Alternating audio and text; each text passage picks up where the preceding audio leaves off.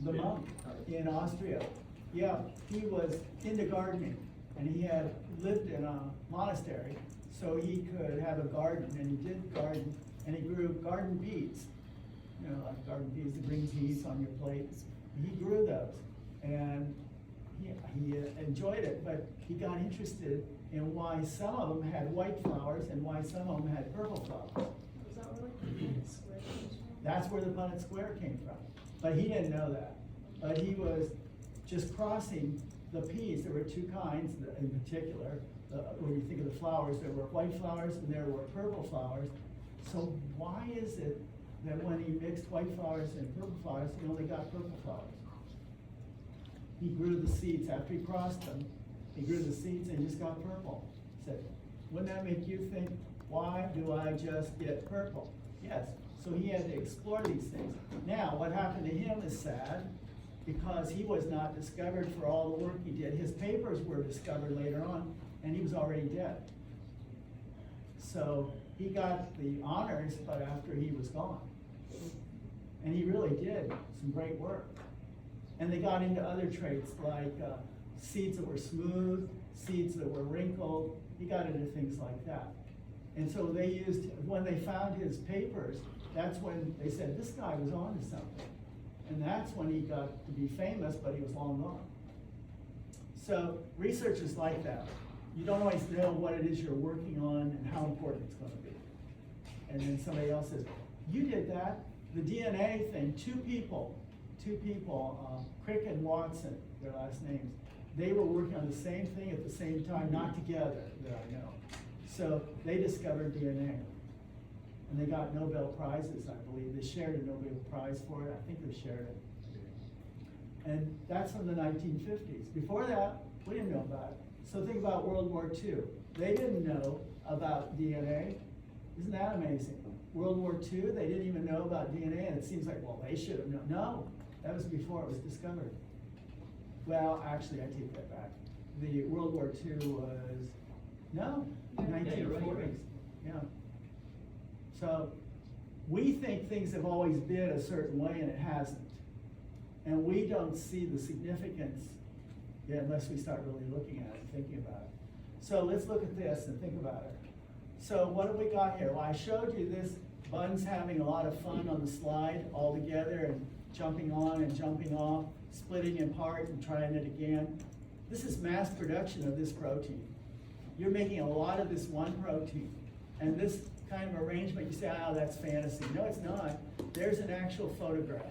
Actually, it's not a photograph, because a photograph would be using light. This is an electron micrograph with electrons, because this is so tiny. And those are the buns on there. See the buns on there? And you can't see the proteins, it's too small. And the meat, you can know about where it is, but you can't really see it. So this is showing you that polyribosomes actually exist. And up here, where are we up here? You want to get oriented, where are we? Well, not quite. This is the rough endoplasmic reticulum, which you need to be aware, this is real near the nucleus, okay?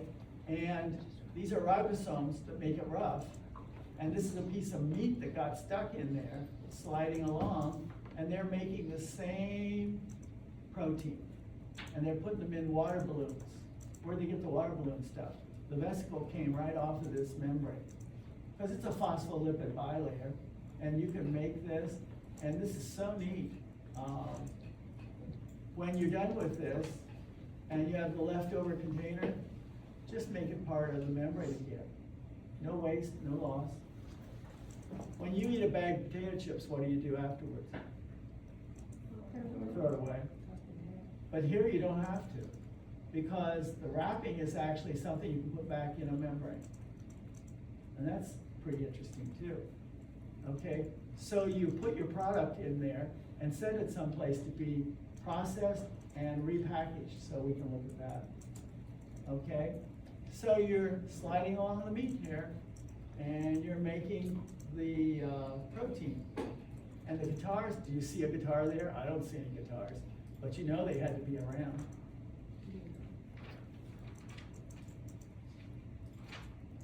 And we looked at mitosis.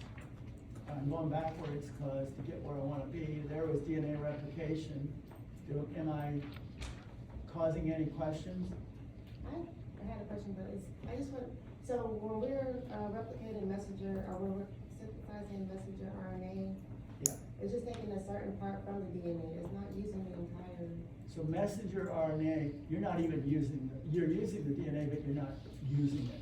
You're unzipping it, building on it, rip the thing off that you just made, throw it out in the cytoplasm, then zip the thing back up, and you can do it all over again if you want.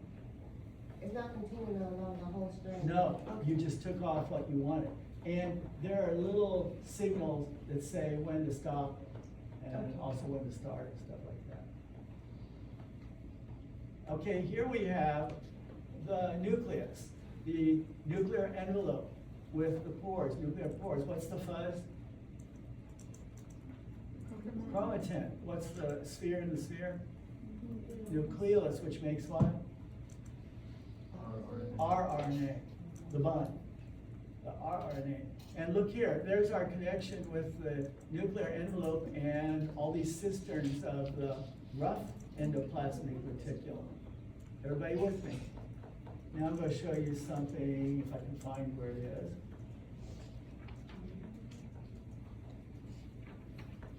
No, it's not there. We'll see it eventually. Ah, this one was. Page 84, 84. So we were just looking at this, weren't we?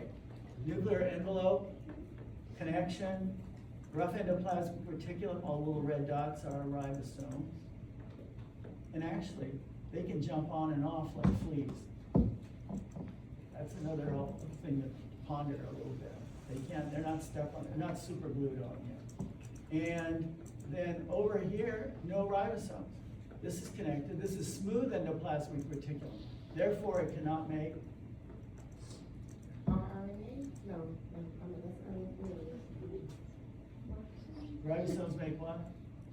Proteins. They can't make the proteins. It works with lipids. It does. But look where it is.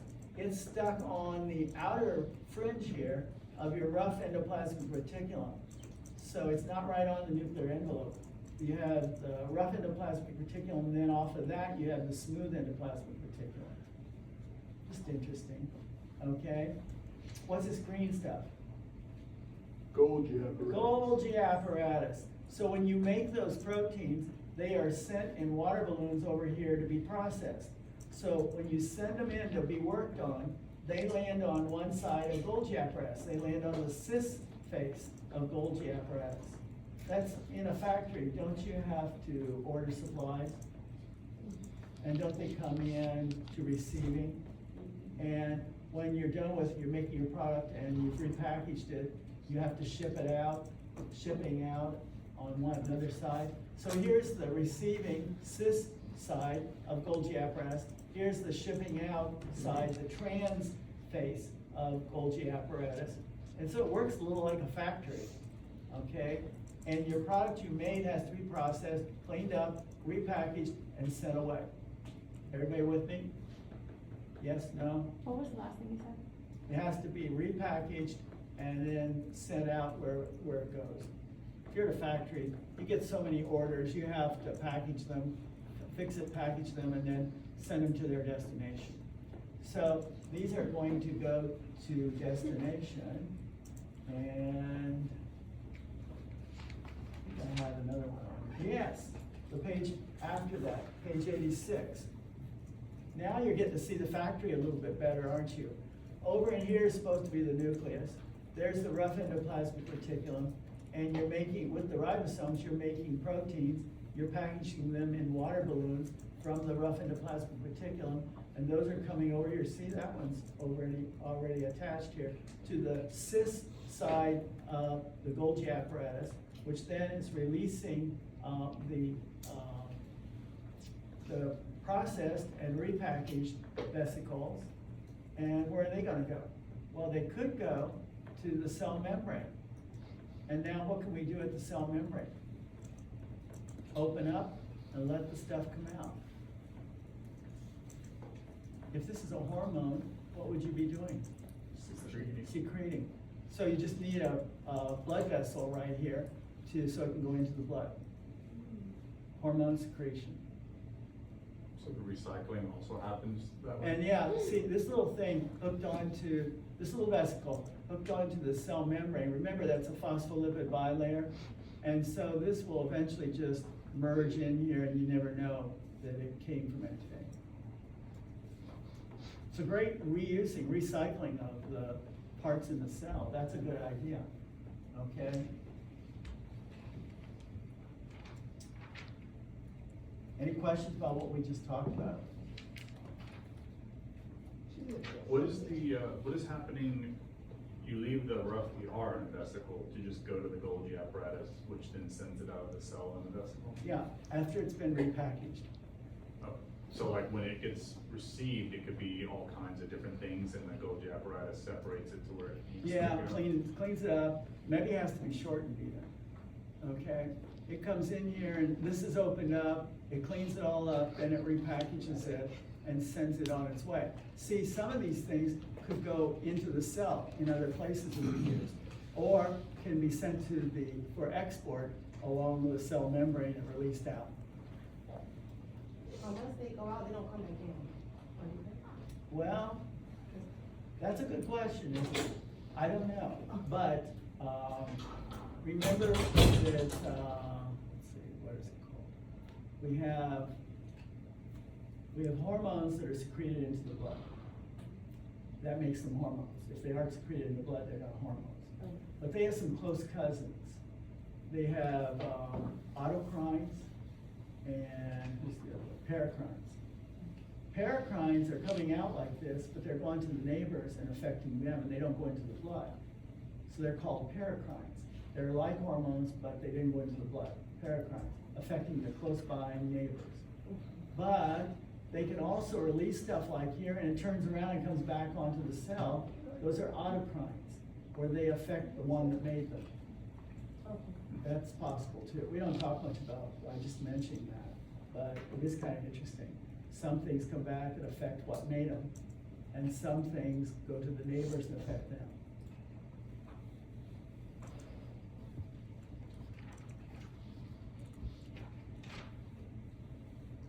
I wanted to mention this, you know what that is. It's a Mitochondrion. mitochondrion, okay? Notice it has two membranes. It has the outer smooth membrane and inner folded membrane. The inner folded membrane, you might want to name your daughter if you have a daughter or grandchild. Its name is, these folds are called Christi. Christi. But it's not spelled like you think. C-R-I-S-T-A-E. So the inner folds on the inner membrane are called Christi. Now, let's look at the purpose of a mitochondrion. What's the purpose of a mitochondrion? Make it. ATP Make synthesis. ATPs, regenerate ATPs, because you already used up the energy, right? So you do have to put energy into it if you're gonna regenerate ATPs. Where are you getting this energy? Glucose, food. So mitochondria take food, like glucose, break it down to get energy out, so they can regenerate ATPs. Do you think that takes enzymes? Yeah, all this chemistry stuff takes enzymes. Where are the enzymes? They enlarge the here. Those are little needles in here. Interesting way of showing it. But these are enzymes, and they're gonna work on the glucose, and then you can regenerate ATPs. This is on page 83. And in AP2, we talk about what goes on in there. So what you're learning now, you're gonna apply later on. So you wanna learn it well, because when it's time to use it, you better have it. It better be there.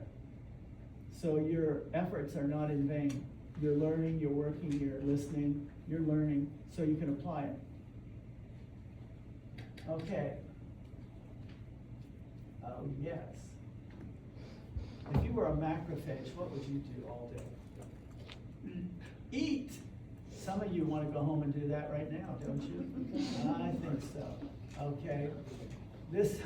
I hit a nerve here. The macrophage takes in to a water balloon something it finds like food.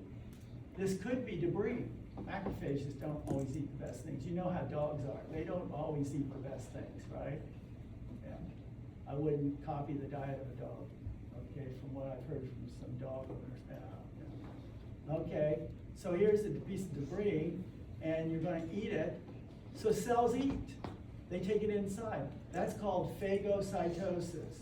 Nickname, cellular eating. Cellular eating.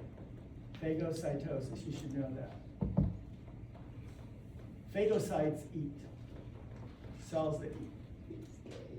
Phagocytosis. One of the best examples is a macrophage. This helps clean up debris. What will constitute debris? Things that shouldn't be there, or stuff that's been used and is now waste material needs to be gotten rid of. When you have cells that die, that would be debris. You have to clean it up. Your lungs have phagocytes and macrophages in them, down deep in your air pockets in your lungs. And what's going to get down in there? I mean, you get dust in the air, you go around a construction site, you breathe some smoke, and you're getting that stuff down in your lungs. Who's going to work on it? Well, macrophages could try to work on that.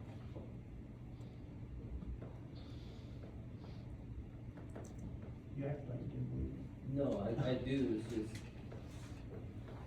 what do they do with it? Well, they eat it and change it. You can do some chemical changing and some stuff. Some things you say, I don't know what to do with this, because TB is caused by macrophages that have eaten the organism. They say, what am I supposed to do with it now that I got it? Well, I'll just leave it in there. And so they can do that. They can't destroy it. They might try to. It didn't work. So years later, it reactivates. That's a problem. That's a problem. Okay? So this was eating. How about drinking? Let's have some drinking going on here. Well, a little bit of cellular drinking is sipping the stuff around. What are you sipping? What are you drinking? Whatever's out there. Doesn't sound like you care too much. Well, we're just sipping a little bit of fluid. What kind of fluid is this? Interstitial. Interstitial fluid, also called extracellular fluid. That's right, tissue fluid. Okay, so you're drinking a little bit of that in sips. That's called pinocytosis. Pinocytosis. So we call that cell drinking. The other one was cell eating. And now you say, well, I want to bring, you okay? Yeah, sorry. Okay. I want to bring something inside the cell. But I don't just want anything. I don't want just anything. I want those green dots. That's what I want inside the cell. You say, well, you're going to have to drink quite a lot to get those in and that's drinking, I don't think. So you're going to have to eat them. Well, you know what? We have a lot of places here that you can go fishing, right? Anybody ever go fishing? Yeah. What do you need to go fishing? Fishing rod, Fishing rod and maybe, bait. What kind of bait? Worms, what else? what they eat? Shrimp. They like shrimp. What? Little fishies. Little, oh, you do that to little fishies? No. The Okay. small fish to get the big fish. Little sardines or whatever. Little sardines, okay. What page are we on? We're on page 77. So instead, go ahead and bait it. If you want certain things, like you want something, you have to use shrimp, or you might have to use a worm. It all depends on what you're after. So we're gonna fish here. These are receptors with baited receptors. And the little green things land on it if it's attractive. And after you got enough of them, you just bring it in. What have you done? You brought a lot of green dots in. That's pretty specific, isn't it? Yes. And so this is receptor-mediated endocytosis. Bringing inside is endocytosis. Endo means inside. Cyte means cell. So inside the cell, you're bringing things in. Here, it was something you were going to eat. Here, it was stuff you were sipping on. Here, it was actually collecting these green dots. Now, you might get some fluid with it too, but you're collecting those green dots specifically. You know what you want, you're getting it. That's the whole idea here. Okay? Question? Does it take energy to do this? Yes. Yeah, it takes ATPs, okay? So now you got this stuff in here. Do you wanna get stuff out of there? Maybe. So we're now on page 79. And here is a water balloon with stuff that you wanna secrete. You wanna get rid of it. So this water balloon, see how it's a phospholipid bilayer? Yes. And see how the cell membrane's a phospholipid bilayer? Okay, think of this as a boat on the St. Johns River, a little boat. And you wanna tie it up and get out, because if you don't tie it up, it's gonna be heading for the ocean. So you find a docking place on the cell membrane, you take this in to dock, and these are twisty ties, so you twist them. You know what twisty ties are, right? We use the twisty ties to hold it in place, that's good. And then we spread it apart here, and all those red dots come out. What are you gonna call that?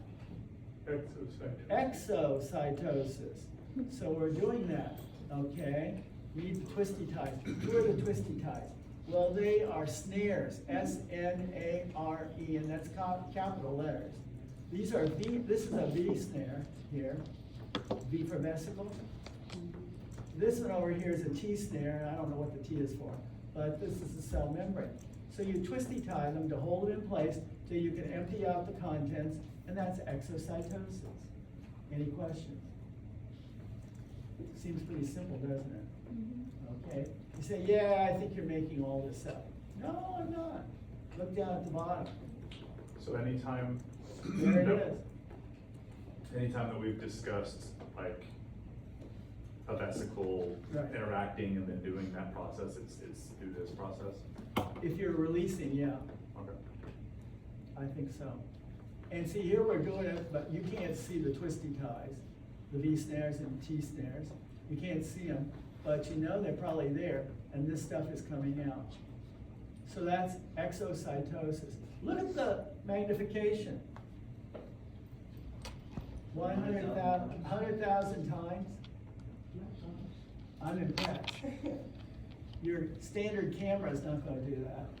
This is gonna be an electron microscope. It looks so simple, but it's really great magnification. And until they could do that, they couldn't even know for sure polyribosomes existed and stuff like that. Okay, now let's see where we wanna go. Oh, yes, we do. I wanna introduce you to something one of your friends here to be. Okay. This looks interesting, doesn't it?